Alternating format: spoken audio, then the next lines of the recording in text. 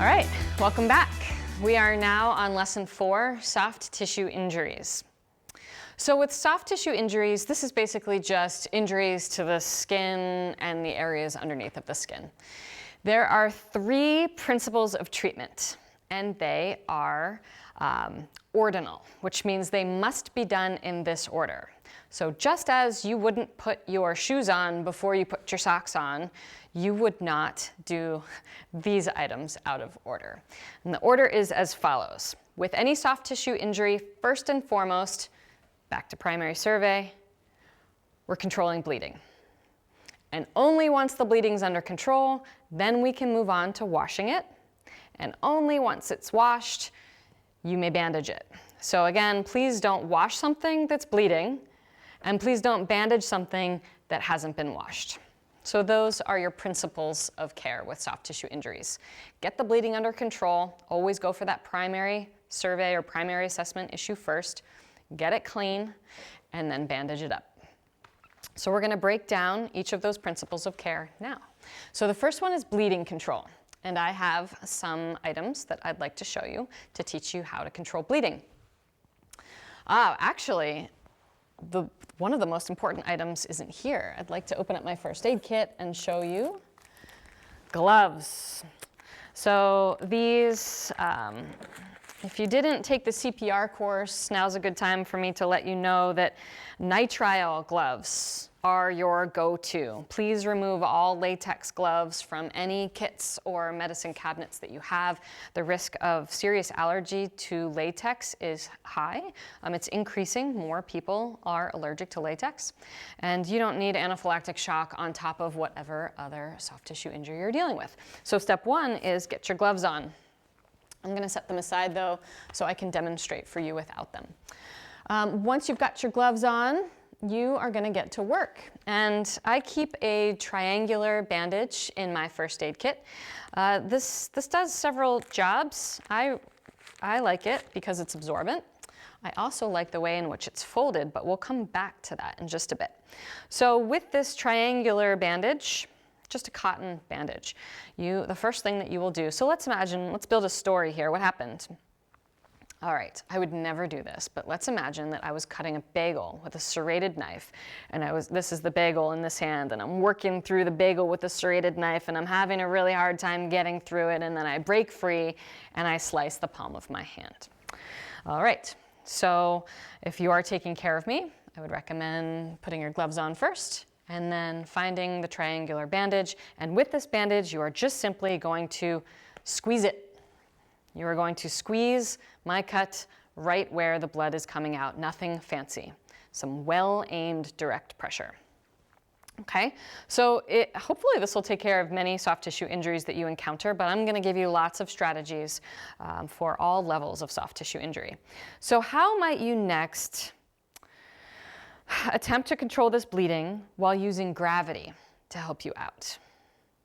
Yeah, you want to elevate the arm. If you get elevate whatever is bleeding, and if you elevate it up above the heart, it makes it a little bit harder for the blood to get to the opening, and therefore I can begin clotting without being overwhelmed by lots more blood flow. There is some debate about the effectiveness of this, but Harvard Medical School still has this in their lineup, so do I. All right, so far we've tried direct pressure, we've tried elevation. Let's say neither one of those are working. So the next thing I'd like to try is something called a pressure dressing. And I recommend that you keep roll gauze in your first aid kit. I always have 2 of them because they both have a different job. So here we go. We're going to make a pressure dressing out of these roll gauze. So the first one will be placed right on top of my triangular bandage. I don't want to remove the triangular bandage. There's already some clotting factor going on in there, and I don't want to disrupt that. So I'm going to leave the triangular bandage on, and I'm going to place the roll gauze right on top of where I estimate the cut is, rolled up. This is basically going to be like a replacement thumb, continuing to provide direct pressure. And then the other one, I'm going to wrap around this whole system here. And it's not a tourniquet, but it's really tight. So I'm going to pull and wrap. Pull, let me get this out of the way. Pull and wrap. Pull and wrap. And this provides 360-degree pressure that you're not able to do with just your hands. So this is a pressure dressing. It had one gauze roll in there rolled up, and then I unrolled another gauze roll around it. It's recommended that this not be left on for more than 20 minutes. If they're continuing to bleed, you've got to leave it on, but if the bleeding has stopped, let's get that off and restore circulation to their extremity. Okay, what else are we going to try if this isn't working? We've tried the pressure, we've tried the elevation, we've tried the pressure dressing. Another thing you can offer them is compression on their pressure points. So we have several areas in our body. There are 4 that I focus on for bleeding control, and you're basically just kinking arteries. It's as simple as that.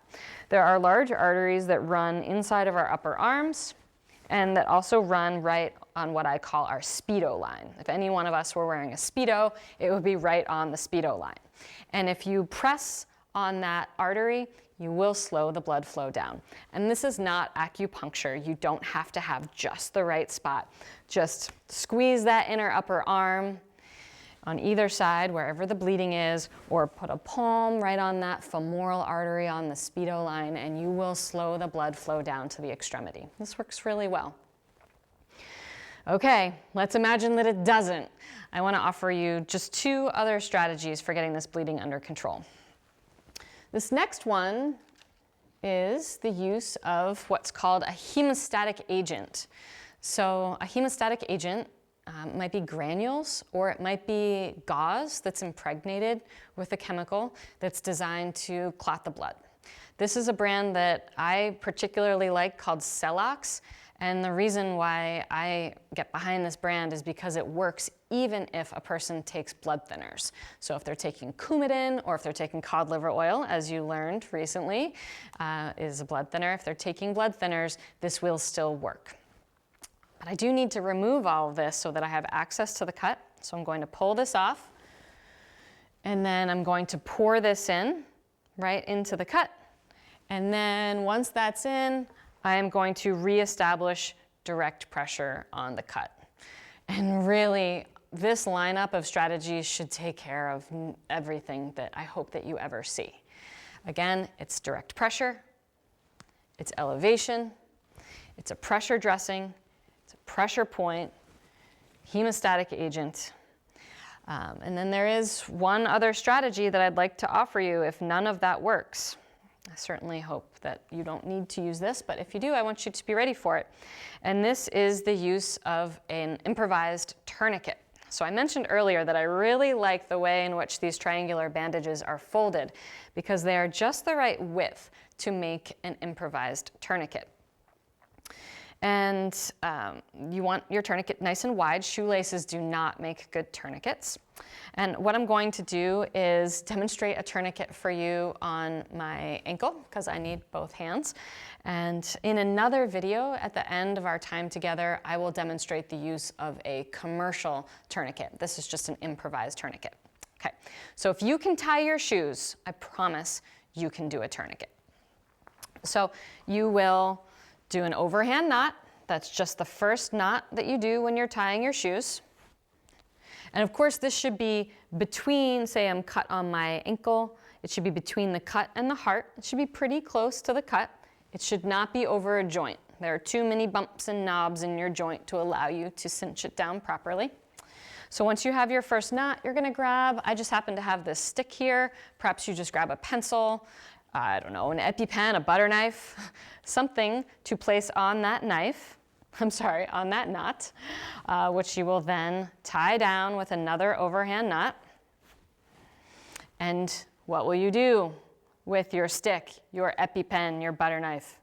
You will twist it and twist it and twist it and twist it until there's very, very clear feedback that you will receive. And the feedback is that the bleeding will stop. So once you've twisted it to the point that the bleeding stops, you will take some tape, some athletic tape, and tape this is called a windlass. You'll tape your windlass down, otherwise it will untwist. And anyone who receives a tourniquet needs to go to the hospital. So please get this person on their way to the hospital.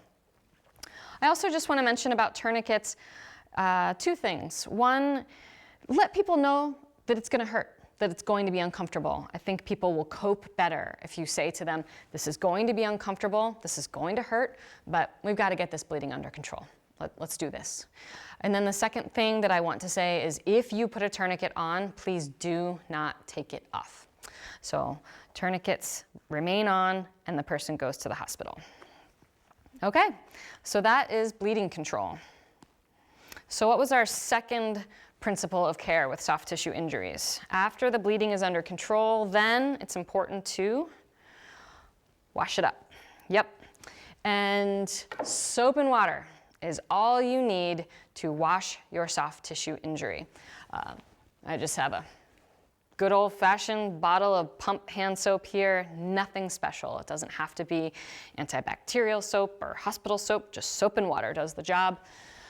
In my first aid kit, I keep a wound wash product, and what I keep in my kits is a soap-based wound wash product. It's mild enough that it does not have to be rinsed off, but it provides the same antibacterial action as soap. Peroxide. No, peroxide is totally out of fashion, as is alcohol. Both of those liquids will kill all bacteria, and that is what you're going for. But especially in the case of peroxide, it causes a chemical burn to the flesh. So while it does do the job of sterilizing the area, which you don't want an infection, it also causes a chemical burn. So if it's absolutely the only thing that I had and I was cut with something dirty, I would use it because I would rather prevent infection and I would take the chemical burn. But I think it's rarely going to be the only thing I have. So go with your soap and water. All right, so we're on to our third principle of care, which is bandaging. So now you've got to get this bandaged up. That will prevent infection and it will promote healing. So let's do a good job with that. Okay, I have a visual for you. I want you to see the difference between good old-fashioned gauze and the modern non-stick pad. Which one of these would you want to have on your road rash? Yeah, we want to have the non-stick pad. These are awesome. The problem with the gauze is that it interweaves with the forming scab. And then when you need to change your bandage, you end up ripping the scab off and you're bleeding again and you're moving backwards. So the only thing I use gauze for is showing what not to use gauze for. That's the only thing I use this for. I use a nonstick pad. I keep scissors in my first aid kit so that I can cut this to the shape that I need. And then on the pad, I will place, this is probably my favorite item in my first aid kit. This is Manuka honey. This is honey that is made by bees that feed on tea tree. So it has a highly antiseptic quality, and it is amazing at healing, preventing scarring, preventing infection. It even fights MRSA, which is an antibiotic-resistant pathogen, bacteria. So it's really amazing stuff, and I'm a huge fan of it. So I put the Manuka honey on my nonstick pad, which I've cut to my custom size, and then I wrap it with another product that I love, which is, people call it cling wrap or vet wrap or Sensi wrap. What makes this awesome is that it sticks to itself really well, but it doesn't stick to me, it doesn't stick to people, to skin at all. It doesn't even feel sticky, but it does stick very well to itself. And it comes in lots of fun colors, so kids like bandages that are made out of cling wrap or vet wrap. You could use a triple antibiotic ointment or something equivalent as an alternative to honey. It's fine, it's not, I don't think it's as powerful of an antibiotic, but I do like to have something on the nonstick pad to just provide a little additional layer of lubrication. So either the honey or the Neosporin are just fine. I do keep medical tape in my bandage area of my kit in case I need that as well. But mostly I'm relying on the nonstick pad plus the Manuka honey, plus the cling wrap.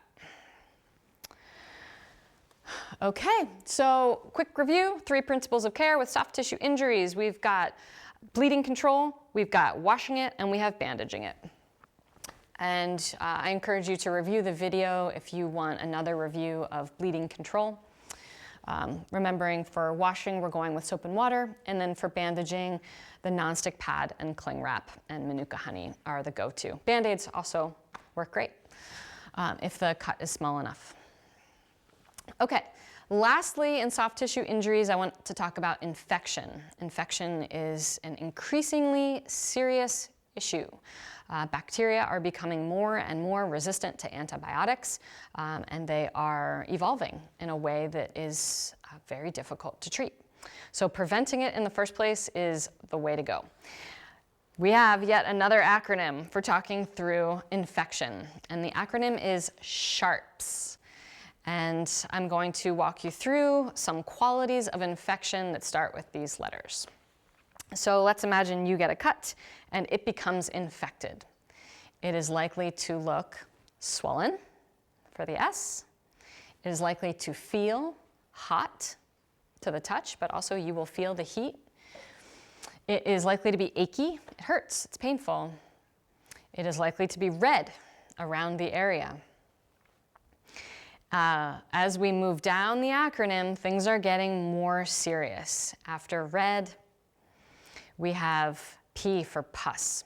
If your cut has pus coming out of it, you are likely to be experiencing an infection. And then as we move down, we have another S, and that's for streaking. You may have red lines coming away from your cut. It also might be, another S, stinky or smelly. So swollen, hot, achy, red, pus, stinky, and streaking. And I draw a line through the P for pus, because if the pus, above the line, the pus is clear, maybe a little crystally, not too bad. I would say if it's that sort of pus and up on the acronym, you can try to take care of this on your own. You can remove the bandage, wash it with soap and water, put a fresh bandage on it. You can be doing hot saltwater soaks, so as hot as you can stand, at least 20 minutes with as much salt as you can stir into the hot water. That's a great option. So the saltwater soaks, washing it with soap and water, and then rebandaging it is the way to go. But if the pus, so below the line, the other half of pus is thick and white, or it's yellow, or it's green, or it's brown, and it's stinky and streaking, it is out of our ability to manage at that point, and this person needs to be considered for antibiotics. So that's infection. Please try to prevent it with good cleaning and good bandaging up front.